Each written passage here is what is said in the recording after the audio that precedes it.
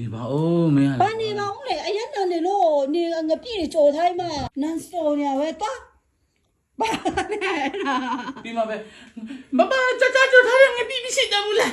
ကြကြကြထားတယ်ငါရောက်ဒီချောင်းမရှိတယ်ဘူးလားငါလုံးနေတော့ ပြန်လို့ပြောင်းငါနေဟိုရည် ကြကြကြထားတယ်ငါပြီးငါမပြောနဲ့အခါကျရင်ငါလည်းတွေ့ အရင်ကနေလို့တဲ့နောက်လေးနန်စော်နေပြီငပြည့်ကြော်လို့ဟိုမှာ အစားတော့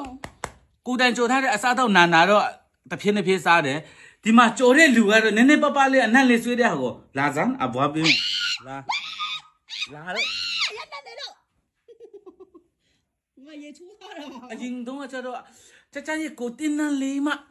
ဘောကြဆွေးမဲ့ပါတယ်ဆို အမလေးငါနီးကိုတင်းနဲ့မဲကြိုက်တယ်ငါပြင်းနန်းတော့ငါမကြိုက်ဘူးစားပဲစားတော့ငါအနံ့ကတဲ့မခနဲ့စားတဲ့ချိန်တော့ပဲခနိုင် တဖြည်းဖြည်းစားမှငါမှနည်းနည်းပပလေးဆွဲတာပါဟဲ့